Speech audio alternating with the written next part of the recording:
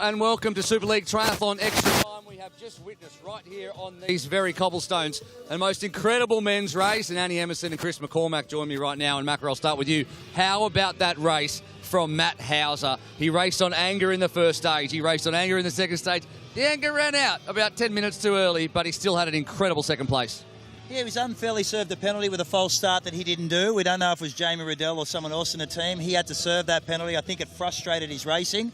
He went all out in stage 2 and paid for it in stage 3. But the one thing it has shown is I believe Matt Hauser's in the form of his life and can win this entire series. And so going into Munich next week, he's going to be the danger athlete. I think after that, after the anger subsides and the frustration of what happened, he will realise that he put time into his main contender, which isn't Alex Yee, it's Hayden Wilde, who ended up taking the win. But you would, if you had to bet, you'd probably say, well, I think I'll go with Matt Hauser for the overall. Yeah. Oh, you don't think so? All right, all right. Wilde is such a champ over this distance. I think Hauser is. Who wants it more? They both want it. I think Wilde has the edge for me. All right, all right. It's hard to bet against the Falcon, but let's just agree that it's definitely going down under somewhere, the championship. Listen, we're Come on now. It's race 1. We've got 4 to go, Will. Let's get real. All right, Okay, we've got a long lot way of to racing go. to go. All right. We'll argue about this for the next 8 weeks. Let's go right now to Vicky Holland, who was in transition with Matt Hauser. Matt, you've been so gracious about everything so far. Do you want to tell us in a little bit more detail how it actually felt when you saw that you were being penalised for something you knew you hadn't done in T1? All that hard work in the swim went to nothing, eh? I saw right out of the corner of my eye, Jamie false started. I was like, oh, bugger, mate. But then I quickly got onto his feet. I was like, it's not too bad. Like, you got a couple of 5-second penalty, mate, but you got me in a good position. And then when Tomo was at my bike and he told me I had 5 seconds after the last person finished, I was like, you're kidding me, mate. That was Jamie. But what can you do, eh? Like, Jamie's apologised, and it's all good blood between us Eagles. So, and then I did all I could. You know, what's Super League without a bit of drama? So that has certainly spurred me on and got my adrenaline racing and the heart pumping, and managed to get back in the race. And then it came down to the last leg. I was kind of like more relieved than anything going into it. So probably didn't help things. And then Hayden ran away with it for a bit, but I don't know. What can you do, eh? Yeah. Do you think Hayden played a really smart swim there? He really stuck to you like glue. You couldn't kind of get any free water, couldn't get away from him. Do you think that was a tactic from him and it was just too hard for you to get away? Yeah, it's bloody annoying. He was at my hip the whole time and hitting my hands and stuff like that. I was getting in my grill. So, yeah, it wasn't the nicest, but yeah, I mean, that's racing. I kind of wanted to conserve a little bit anyway into the swim because I knew that Hayden and Yee are such class runners. So I knew if I could bring my heart rate down in the swim, maybe I could run with them and use my short chute to the advantage that I had. But I had nothing in the end. Like, I was just hanging tough, and luckily the London crowd didn't get Yee home too much, so I was able to hold on for second. So yeah. Do you think taking the short chute on lap 1 in hindsight was the right thing to do? I mean, was that your choice? Was that team manager's choice? Do you think it would have made a difference? I mean, we've been told this year that we can only take it on lap 1 anyway, so I think it's good for the sport. Like, you don't want to be 1 and 2 chasing for the sprint finish and then you use the short chute, and then it kind of just wrecks the suspense of it. So yeah, get out of the way with see if you can use it to your advantage. Go on the attack and leave it all out there, and that's what I did. And Hayden came over the top of me. So on to Munich, eh? On to Munich. To Munich, and after today's showing, you've got to be looking confident ahead of Munich. I mean, coming from, I think it was about a 14-second deficit after round 1, fighting so hard to get yourself back in the game and put yourself back up there in round 2, to deliver a second place in round 3, without these kind of mishaps or things being attributed to you that weren't you when we come to the round in Munich. You've got to be feeling confident about that. Yeah, looking forward to starting on an even playing field next time around. So yeah, we'll see what I can do in Munich. It's certainly been a great season for me so far, and I'll be really looking forward to Super League this year. I know I've got a point to prove. I'm not here to just win the swim jersey as I did last year. I'm here to challenge for the overall. So that's what I'm here to do, and yeah, we continue on. Well, on today's performance, I think you've got every possibility of doing that. Thanks for staying and chatting to us, Matt. Thanks, Vix. Cheers. I really like him. He's a real deal, isn't he? I didn't know which camera I was looking at. We have more than one camera here. From the Star Eagle now to the Eagles' big boss, who I was a bit scared of you for a second there. We had you in like a little picture in the telecast, and you were angry. And I stood back. I didn't know what to... I've never seen you angry before. I get emotional when things with wrong decisions are made. Yeah, you do get emotional, but rather I get emotional and Maddie and the boys can go about their business, which they did really well today. In stage one, you know, we suddenly saw Matt Hauser popping up the timesheet. So he was 20th and then he was 12th, and we thought if he could get a top 5, this would be an insane performance after what had happened. He was sat there for, 45 seconds, and then to not only put time in that swim, he was 11 seconds quicker. He's just showing he is a class above. He kept his cool head the whole race, and he knew his strengths. That second race, the swim was key. He had to put everything in that so he could close the gap to start close to them. And Emil worked really well to get the short chute, so we got 2 short chutes, one to use and one to block. Let's have a look now, and we've got the monitor here is being held by someone, and we're going to see the false start. If Caroline could just hold it up correctly, that would be ideal. So we're seeing the false start right now. It looked like, to us, we called it as Matt Hauser. He looks like Matt Hauser when he dived in the water. I mean, it was an eagle. Hayden's, he said he knew it wasn't Matty Hauser because he could see. It was Jamie. You know, these things happen. We just need a clear chain of command from the pontoon to the technical official to the man on the ground, and that penalty is huge. I mean, that is the biggest penalty in Super League. To go from potentially first out the water to last out the water, it's a tough call. So we need to rectify that going forward. All right, Tim, I'm gonna leave you there for a second. I'm just going to take myself over here and talk to Max Stapley. Now, Max, tell me, mate, what happened out there? Because we saw that you were trying to clip back into the bike, but we didn't see what happened.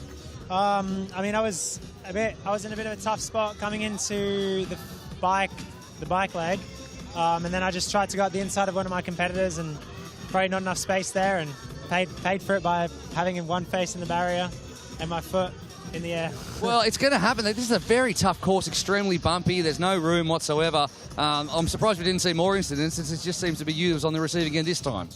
Yeah, I guess I drew the short straw this week, but I'll be back next week, and hopefully, you know, these things happen, just a racing incident, and no hard feelings to anyone, but yeah, I'll just be a bit more careful next time. Very good, very nicely political answer there. Thanks, Max. What about you, Chase? How did you feel about today's racing, mate? Yeah, it was super fun, super aggressive. Just tried to stick my nose at the front, see what I could do as much as I could for the Sharks. Yeah. How was, your swim's obviously a strong point. We saw you in the swim, but how was the rest of it for you? Was it as you expected? Yeah, it was just full-on intensity the whole time, kind of what I expected. I was just trying to act on instinct as much as I could. Bike aggressive, stay at the front. Yeah, I think it turned out all right, but hopefully I'll continue to progress as the series goes on. Yeah, well, we all hope so, but, back-to-back racing, mate, there's no room for error. Now go and warm down, go relax. We're going to do it again in 6 days. I'm tired from just talking about it. We're going to go to Vicky right now, who's with Alex Yee. Alex, what a day in London. I mean, I just grabbed you away from all the fans that you've been taking your time very generously to speak to. That must be one of the best things about racing in your hometown. Oh, yeah, it's been pretty epic. I mean, for me, I just came here mostly to have fun and, embrace this crowd and put on a show, and I think we did that. Maybe not my finest day, but, I mean, I had so much fun, and, kudos to the guys. They were amazing today. I think you highlighted how specific Super League is in your interview after the race when you said, I've been training really for Olympic distance, and it showed really, I guess, on that final run where you maybe didn't have quite the same speed as Hayden did and Matt Hauser, but still the fitness is there. You must be feeling good going into the rest of your racing this year. Yeah, no, definitely. I mean, Super League's all about being sharp, not making mistakes, and those mistakes are magnified within races, and that sharpness is as well. So I think, those guys are definitely showing they're ready to race the whole series, and I think you've got an exciting series on your hands. Disappointed just a little bit, maybe, not to be here for the rest of the series, or are you happy with your one and done? I mean, for me, if I was going to do one, it had to be London, and definitely doing this, seeing the atmosphere, you always want to do more. I think, especially not getting the win today, I think obviously makes you want to come back and progress, and I think that's one of my strong points about racing for a Super League series. I feel I get better, but I mean, very much, I guess, one of my big dreams as a kid was to give the world title a go, and I feel like I'm in a position to do that, so I'll give that my best shot, and see what I can do. You were better here this year, than last year. I think 5th last year, 3rd this year. Does that mean if we see you back next year, we might see you on top of the podium, Alex? What do you think? Yeah, I'll definitely be here next year if you'll have me, so we'll see what happens. I'm sure we'll have you back. What team you'll be in is yet to be decided. You might be in a different team again. Yeah, find out on Instagram. Alex, thank you so much for talking to us again. We'll let you go back and speak to the fans that I dragged you away from. Thanks for having me. Now Vicky's finished emotionally blackmailing Alex Hugh. I can talk to Chris McCormack before he goes into the VIP area. And Macca, you're on top. So I just checked. I'll check again, right? Because I've got him in the thing. I've got him in the thing. Scorpions, total 100. Sharks, 76. Rhinos, 62. Eagles, 57. Cheetahs, 50. You're on top after round 1. Only man to hit 3 figures. How do you feel about your team? Look, that's full credit to the women's racing today. No, nothing against our men, but we got full 3-point scoring women. Our men were great. On the screen. Yeah, our men were great overall. 100 points. It's a great start to the series. You know, we wanted to come here and win it, and I was a bit anxious in commentary with you, as you saw, chasing points, but overall, it's a great concept. The team racing really brings out a different dynamic, and it's super exciting. It feels like a real evolution, the team vibe from last year. Last year, it was the start of it, and we're seeing at the moment you guys picking up short shoots with Cassandra Beaugrand and Emma Jeffcoat, who was an absolute point split machine, a really good decision, but it seems like the buy-in for the teams is even greater than it was in 2021. Well, I think we learned a lesson last year with Tim Don, right? Tim Don was sort of the only team manager. We sort of all stepped in and said, oh, this would be a great concept with the team racing. But Tim Don really, you know, tore it apart and reverse engineered what needed to happen to win it, and he won the series with probably not necessarily the best team. So this year I think all the team managers are more aware of how you accumulate points. And as you said, an athlete like Emma Jeffcoat on the Scorpions today was such a big point scoring person. I think she scored, 12 of those 100 points for us. Yeah, so what were you surprised at all by Georgia Taylor-Brown or by Cassandra Beaugrand and how they went about this racing and how it ended up, or was it exactly how you expected it to be? You never know what to expect in Super League racing. It's so fast and dynamic, a transition can cost you anything. So they were as close to the front as we thought they'd be. We thought Beth Potter would be a lot closer, but you know, the big takeaway is Taylor Spivey being in sizzling form. She's going to do amazing things through the series. She tends to build through it, so we have a lot of work to do in that sense to keep her at bay. So the Eagles traded Taylor Spivey for non-Stanford, and Non didn't have the best race, and so we're going to throw her to the wolves and make her talk to Vicky Holland right now. Let's do that. Non, it's always easy to talk when you've had a great race, but it's maybe a little bit harder when you've not had the day you'd want. Talk us through all the dramas that happened to you today. Yeah, that definitely didn't go to plan. Didn't get the best start. The swim was really rough. Obviously, just a lot of us in a very short space. So, yeah, didn't get off to the best start. Fumbled most of my transitions. And then, obviously, on the last race, had a bit of a disaster with my helmet. The buckle came off. Couldn't do it up. Didn't really know what to do. Managed to steal Sarah's from my team because she'd been eliminated already, but it was too late. They'd already started coming back round, so I was out. So I seem to have a lot of helmet trouble in London. Last year I tried to do one of the swims with my helmet on. This year the buckle broke, so yeah, not my day, but you know, it happens. So you've got all the disasters out the way on round 1. Let's hope we look forward to more in round 2. We did see last year that you progressed through every round. You were better as the series went on. Are we expecting similar, do we think, this year? I really hope so. I think I'm definitely more of an endurance athlete, so that was a bit of a shock to the system today. So hopefully now I've got that out of the way, yeah, I'll get a bit better. And I'm looking forward to next week because it's the Enduro, and I did a lot better at that last year, so fingers crossed. And not just the Enduro, but it's back in Munich. And we know very recently you had the most amazing performance in Munich with your European Championship gold. Excited to go back? Yeah, definitely. Hopefully there's a bit of Munich magic there, and I can recreate some of that European sort of feel-good and energy. So, yeah, fingers crossed. Munich is my place. No more disasters. Back in the happy place. Back in the Enduro, your favourite discipline. We wish you all the best next weekend in Munich. Thank you very much. Thank you. I seem to throw to Vicky, but Vicky doesn't throw back to me. She just stops. She's just standing over there, and I just have to pick up cold. And I've got Vasco Velasa with me. Vasco, very quickly, mate, because we've got to go in a sec. How did you find that one? Well, the race was amazing. Didn't go so well for me. I had some mechanical problems today. My head was not in the right place. As like 10 minutes before the race, my back brakes just stopped working. I have like a leak in the system. So I had to find a new bike. Luckily, like super thankful to Taylor Brown, who gave Hang on, you got George's bike? Yeah, I had George's bike. Yeah. Like the same one that she rode, and she just rolled it over to you and said, "Do you bet?" Me, yeah, never rode it before. Just jumped on it on the race. Wow! Yeah, and different gear system, everything, the whole adventure out there. It's always an adventure with you, mate. I had no idea about that.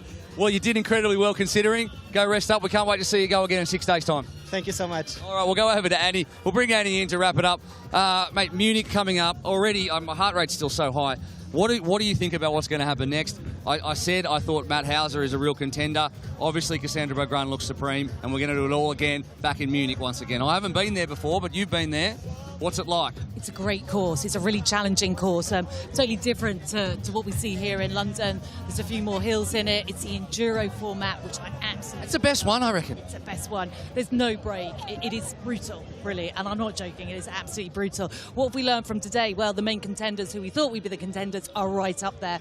But I think there's a lot still to play for. And I think after this first round, for a lot of them, it's like a warm-up. And we'll see some different results in Munich. So the enduro is obviously swim, bike, run, swim, bike, run, swim, bike, run. That's why it's called the enduro. There's no breaks whatsoever. We've got the people eliminated from the back. The 90-second rule comes right in like it did today. But who does that suit? Because, sometimes the younger athletes, they recover quicker in the 2 and 4 minute breaks. Someone like a Brownlee might do better over that because they just purely have better endurance.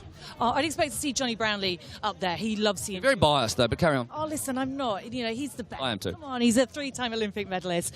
Johnny Brownlee will be up there. Georgia Taylor-Brown will absolutely love it as well, as will Taylor Spivey. And it's hard because there's Tyler, and then there's Taylor Brown, and then there's Taylor Spivey, and you just said all of them. It's been brilliant, but I think, we'll expect to see the more experienced athletes, I think, up there. It's going to be tougher for some of the newbies that are coming through, just starting here today in London for the first time on Super League. But, this is Super League, and as we've seen today, anything can happen. All right, we're having a look now at Hayden Wilde, who's doing his bit, and it's so good to see. This is a guy who, came up through this. I remember when he... ran down Mario Mola for 6th in Jersey, and we're like, who's Hayden Wilde? And now, Super League's brought him through, and now we're seeing the next gen do the same thing.